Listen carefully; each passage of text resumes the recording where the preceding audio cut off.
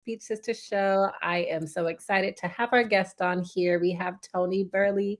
She is a speech language pathologist. Tonee, I'm going to let you introduce yourself. But the reason why I brought her here is because we were going back and forth on Instagram. And remind me what post it was. Was it the post with black hair? Yes, it was a black hair post. Yes. Mhm. So I posted a black hair post, and girl, believe it or not, I lost some follows. Oh my goodness. Yes. So I think that this is definitely something that's big in our field. And we'll get into the nitty gritty as we get into the episode. But I will say, as a Black woman in the field, it's hard. It really, even though I consider myself a confident Black woman, I went to an HBCU, but it's still, you have to fight those inner struggles with navigating your beauty Yes, absolutely. standards. Yes, absolutely. Mhm. Well, Tony, I'm going to So, introduce yourself. okay, sure. So, I'm Tonee Burley. I'm an SLP based out of Camden. I like to say Camsocken, so that's Camden and Pennsauken, New Jersey, which is originally Lenni Lenape land. So I think it's really important to give that recognition and honor to whose ancestral lands I'm on. I am an SLP because of my younger brother who is autistic. That's how I learned about the field of SLP. I saw kind of what was going on in his sessions and was like, I think that that's something I would like to be able to do for families and children. So that's kind of the short version. I went to William Patterson University in New Jersey, graduated from their BAMS program in 2018, and I've been just rolling with the punches since. Well, one thing I did notice, I was stalking your LinkedIn page. Well, I Yeah. know that you're very skilled with AAC. You're even an AAC consultant at this time, right? Yes. Mhm. Okay. So I work for Speak for Yourself. Renee and Heidi are lovely humans that created this app, communication app based on an iPad to make it more accessible, make AAC more accessible. And we currently have a contract with Camden City School District. So I go to Camden City schools working with individuals who use AAC to communicate, working with them, their team, their families, trying to get everybody on the same page.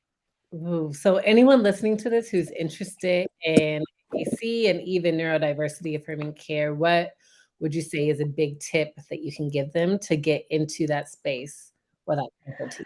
Uh, I think that if you have an interest in it, just dive in. The internet is a lovely resource that we all have. And if you're currently working with AAC users, I think the number one thing is to presume competence.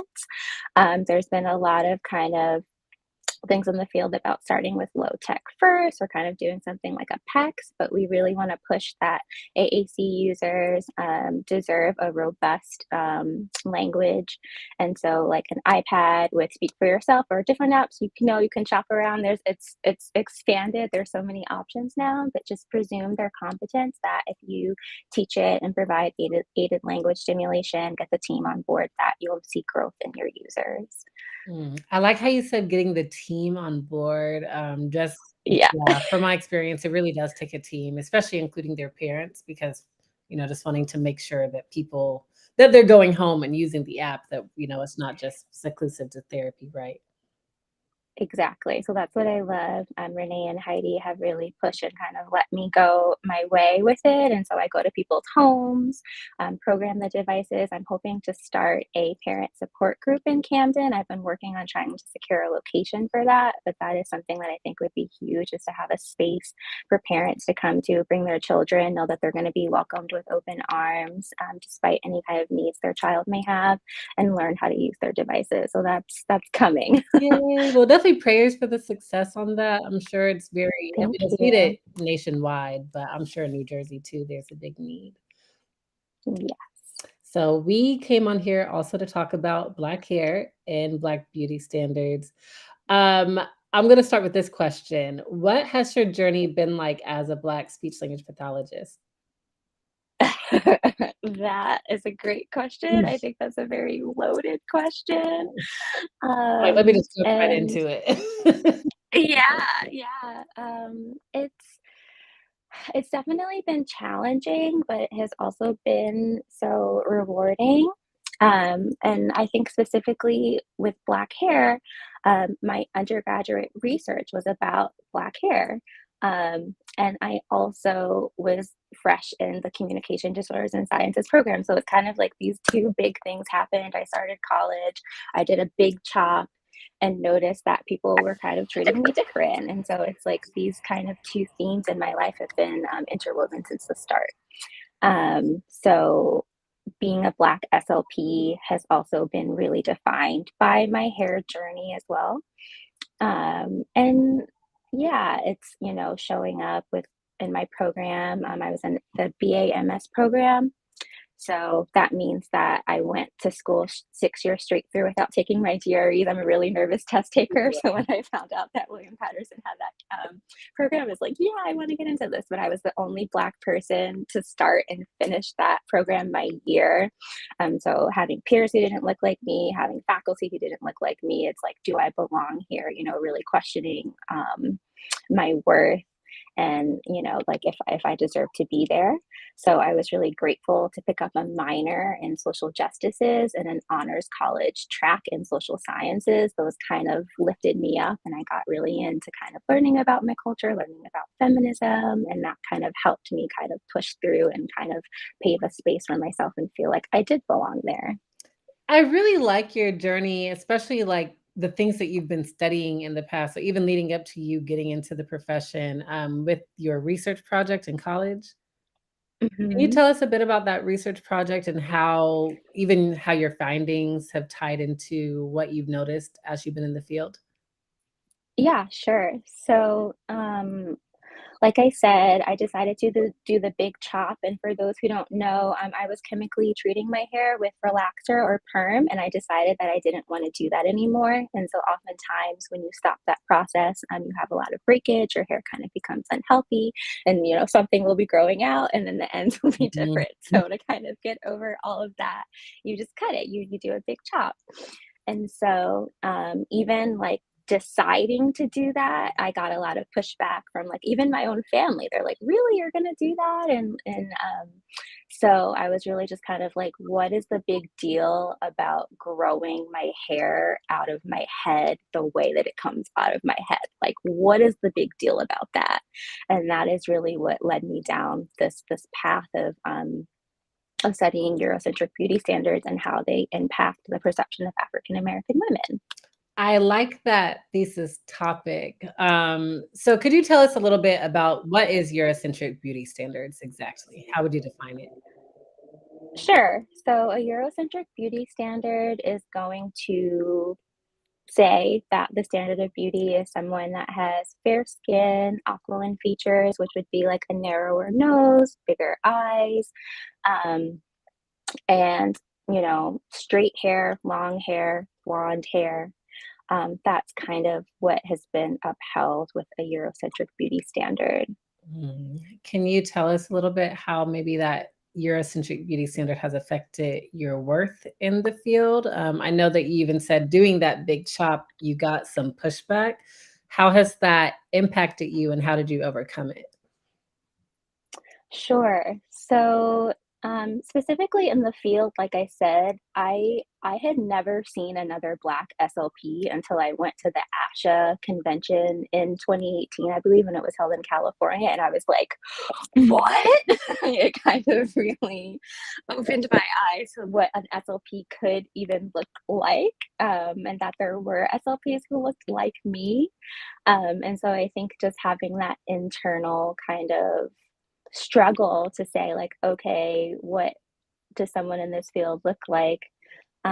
Really started then, and that was kind of the catalyst to feel more comfortable in my own skin and feel more affirmed that like there was a way that I could marry my cultural identity in my profession, because I think a lot of times in clinic spaces and in education spaces, it's kind of like the slate should be wiped clean, even with like having a colorful hair, right? You get kind of like a handbook about how you're supposed to present in clinic, and you can't have dyed hair, you can't have ripped jeans, you can't have tattoos, you can't have piercing. So there's all of these things that they kind of tell you that strip away those kinds of things that make us human and how we express ourselves. So I think that has all kind of tied into my identity.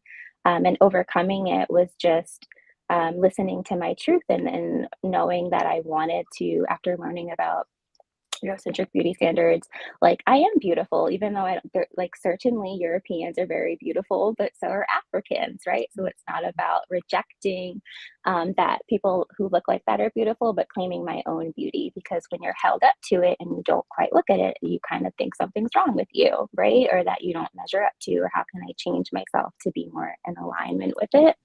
So really just listening to my heart and following, my passions, what I was interested in, led me to being able to stand more firm in like how I present myself, for sure. I want to say, Tonee, I'm so happy that you're here on the show to talk about this, because when we were talking about this on Instagram, I had no idea that you actually wrote a thesis paper on this. So yeah. Thank you also for your hard work. I even see 3 people on this call now, and it is a Wednesday afternoon. And so let me tell you, normally when I do Wednesday lives, I don't expect a lot of people to come on because people work or they're commuting. And so I made the post on the Instagram story today about what we were talking about. So to see 3 people on here, it just shows that there is a need. And I think that this series will really point to a lot of the feelings of lack, Tonee, and I want to hear your thoughts on this. So we know that as BIPOC people, women in general, but especially I want to point to Black specifically, we have a lot of imposter syndrome and feelings of low self-worth, just being in this space in general. And I know a lot of that contributes to not feeling like we can fully be ourselves. And we can't really be ourselves also if we're showing in with natural big curly hair or even locks or braids.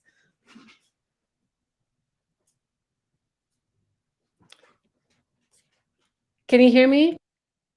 You cut out a little bit. I heard we can't really be ourselves with locks or braids, but was there something? Oh, yes. Before that? Yeah. We can't really be ourselves with locks or with braids. And so I do appreciate how you said that the best thing you can do is just stand in your truth and really ultimately be bold enough to tell people to get lost if they have an issue with that. Yes. Yes. What was the conclusion in your research paper? I'm curious. What was your ultimate findings? Yeah, so we found a lot of interesting things. One thing is that regardless of race, there was a statistically significant finding of preferring like straight hairstyles. So that was something I wasn't expecting. I thought that there would be a little bit different among the races of what hairstyles they preferred or like which looks they like. So my study, I had pictures of average people, celebrities, and just kind of asked people questions like, who would you vote for as a public official? What look do you think is appropriate for a teacher? Who do you think wore it better? To just kind of really see what would happen. And we thought, for sure that natural hairstyles would be seen less favorably, but not by all of the races. So that was something that stuck out. Another finding that was interesting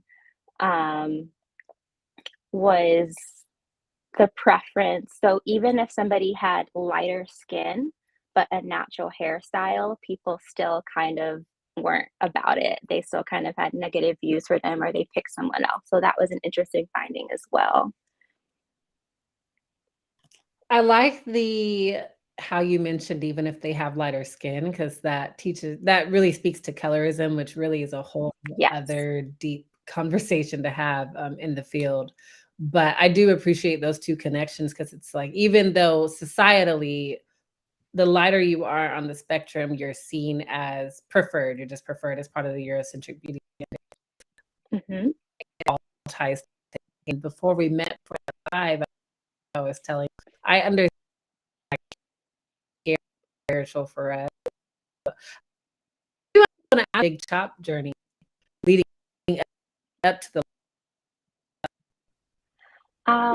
it was a lot. Yeah, black hair is a whole thing. So that's kind of what I outlined in my paper is like spending hundreds of dollars a month to go to the hair salon. And I think what it was is that it was prom season and I had already kind of rebelled and shaved a side of my head off. So I had what's called as an undercut.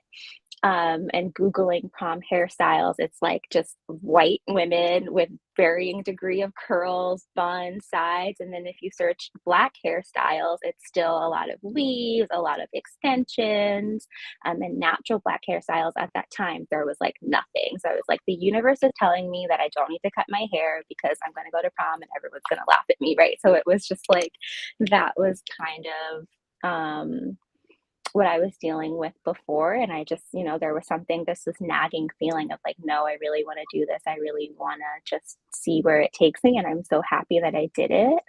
Because I've had, even after the big chop, everything in between. Now I have my beautiful locks that I said I've almost had for 3 years. And taking that step definitely led me to this. And I feel like my like truest authentic self having this hairstyle now. And I wouldn't change it for anything.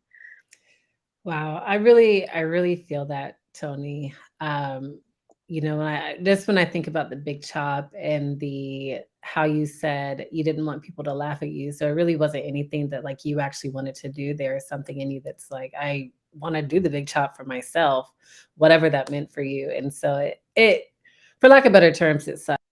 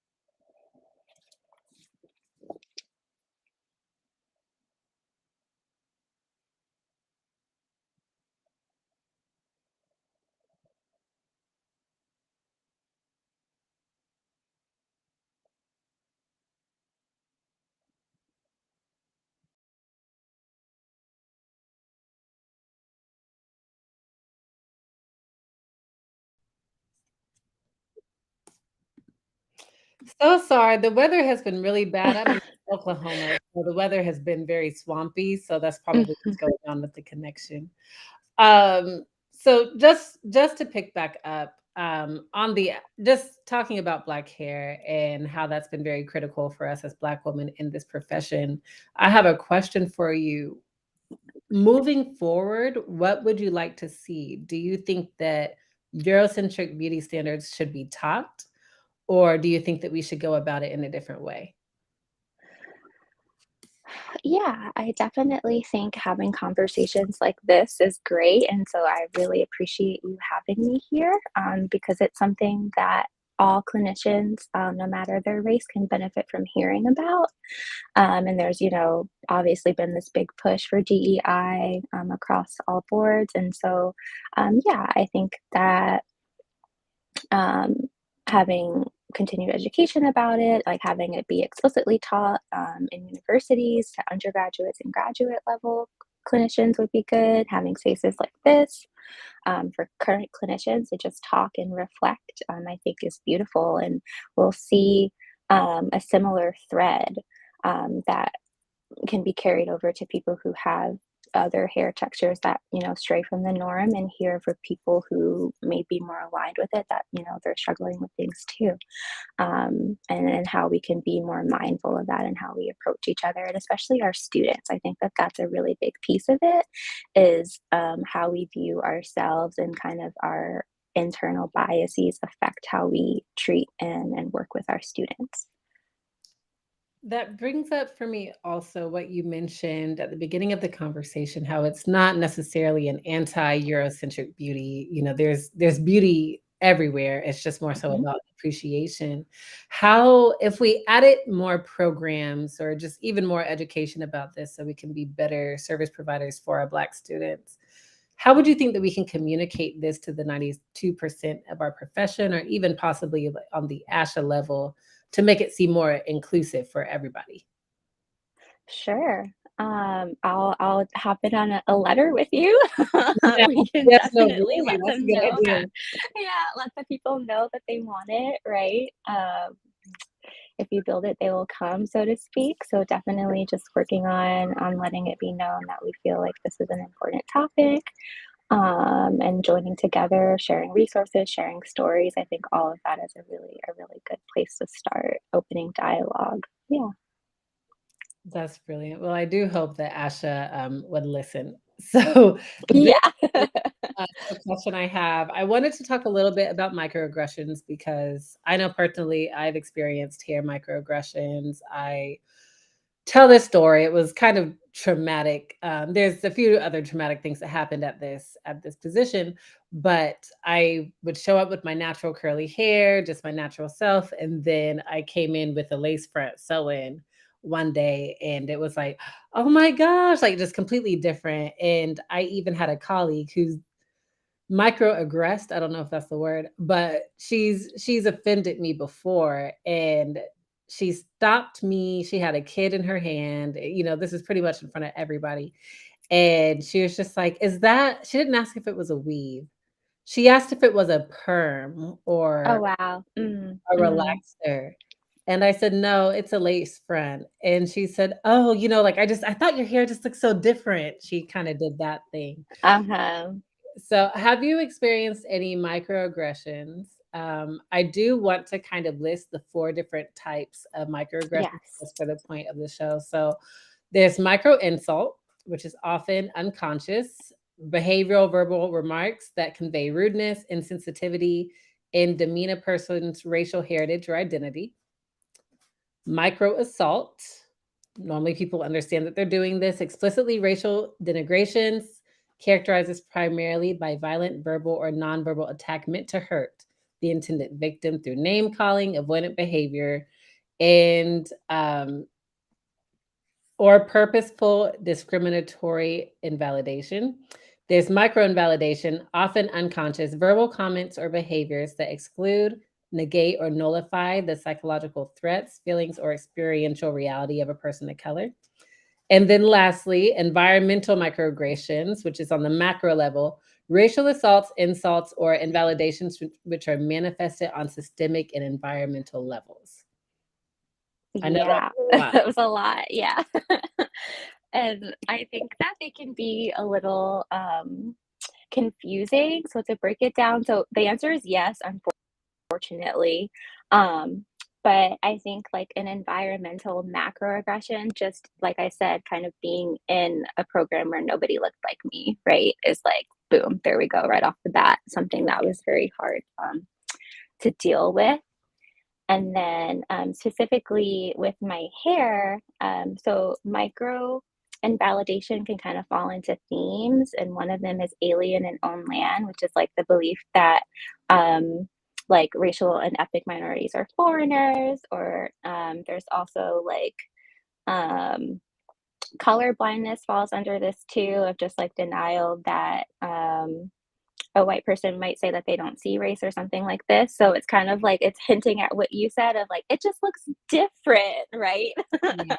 She couldn't just outright and say it. So the same thing kind of happened to me where I had like a cap to put on with, straight hair, and I was blonde, and everyone, it was kind of like a compliment of you look so pretty, but like, what is it? Like, why does, so it's just kind of that hint of like, if someone comes in with like a haircut or highlights, people will compliment it and move on about their day. But I had to give like a PowerPoint presentation of like, first, this is what happens, and next, this is what happens, and I can keep it on. I don't have to wash it. And everyone's like, what? So it's kind of like that cultural kind of ignorance and othering is definitely a micro invalidation that I experienced in undergrad. I've also had a woman just like grab and yank on long braids that I had at a convention. So that, and then when you react to kind of like, what are you doing? Don't touch me. It swings to the other side of being not just the invalidation, but just an insult of like, well, why are you acting this way? I'm giving you a compliment. Yeah. Yeah.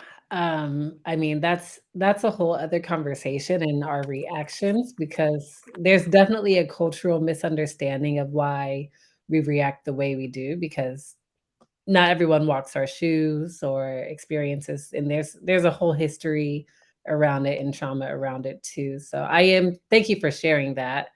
And I'm sorry you had to go through that, especially at convention, because for me at work, I Well, away and do speech therapy.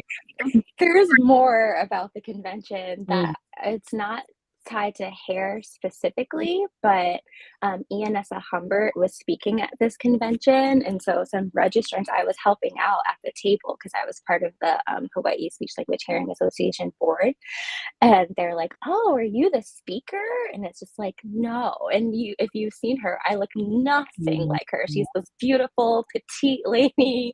She did have locks and the side of her head is shaved, but I didn't have mine at the time. So it's like apples and oranges yeah. at this point of standing us next to each other. And so I was just really taken aback by that kind of being something that I experienced at that convention as well, and a place that you think would be more liberal leaning. So that's like a whole other. Whole other thing. Yeah. What is coming up for me is having to kinda go back to normal. So just for example, to put myself in your shoes and you walk in to also listen to Ianessa speak, and they're like, "Oh my gosh, are you the Yeah. speaker?" And you're like, "No," but Yeah. then you have to sit and almost internalize it like, "Of course I'm not Ianessa. I'm Exactly. Tony, I'm a Exactly. completely different person." So, um, yeah, I'm sorry. I'm sure that those thoughts had to go through your head and you had to try to push them down, and so just adding even to that, I think that that adds to the chronic burnout that women of color face because on top of being in a very rigorous industry, we also do have to deal with those microaggressions and even being gaslit. Because I'm sure if you're like, "Why would you think I was eating Nessa?" Like you really wanted to say, there could have been some Yeah. for that. Exactly. Exactly. Well, Tony, I don't want to keep you all day, but there are a couple questions I really want to know from you. What is your favorite part about being a Black woman? I love this question. My favorite part of being a Black woman is that it feels like being connected to an instant kind of sisterhood and magic that we all carry, and just being able to draw on the strength of those that came before me, I think is one of the most beautiful things that I enjoy about being Black Mm. and a woman. I like how you pulled on our ancestral heritage. Yeah, that's huge. Last question, what are the changes that you would like to see moving forward? I know that we touched on ASHA and, teaming together, which will definitely happen, about adding more education, but is there anything else that you would like to add? Yeah, I think that just finding it that clinicians should find it in themselves to really kind of look within, turn within, and see kind of what you're dealing with, where you can learn and grow and heal yourself. Just having that kind of vulnerability and commitment to putting ourselves first, I think is what I would love to see is just like a really open and honest conversation about that. Because I think so many times we have to like fake it till we make it or pretend that we're the best. We don't want to show our weaknesses or be vulnerable, admit that we have places of growth. And I think that that's really where it starts and where we can really make meaningful connections with others. Well, I'm very excited for the day where our field feels more harmonious rather than divided. I know, Yeah. especially after 2020, there's just been this very icky divide. So hopefully we can have more of these conversations. Suzanne Perkins is here. She says, great topic and great conversation. So that's validating to know that we should put some more of this content out. What do you think?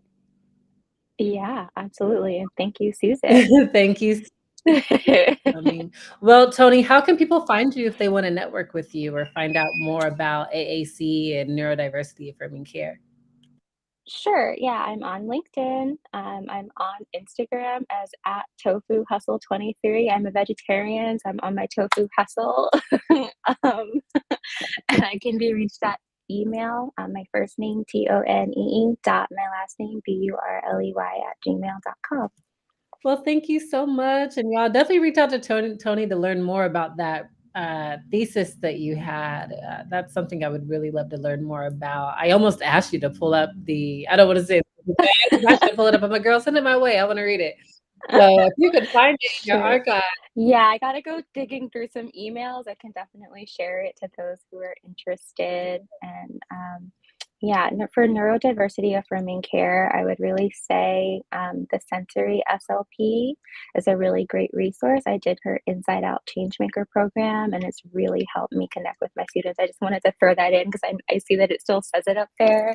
And as my brother is autistic, and so I think that it's really important to support autistic individuals and their sensory needs. And that program was just kind of like it flipped a light for me and kind of affirmed some of the things that I was already doing. And just can, yeah, I think be a great resource for people. And can you say that name one more time so I can find her on Instagram? So her Sensory SLP or Jessie Ginsburg.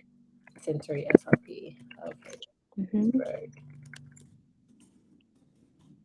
Well, thank you so much. That's something that I definitely need myself as far as my professional Mm, development goes. Well, Tonee, thank you for mm. coming on the show. Thank you, Anthony. I don't know if you're seeing the comments, Tonee, but Anthony's saying great job by both women. Outstanding. Thank Thank you you. for coming. All right. Well, everyone, thank you all for coming, and I will see you on the next episode.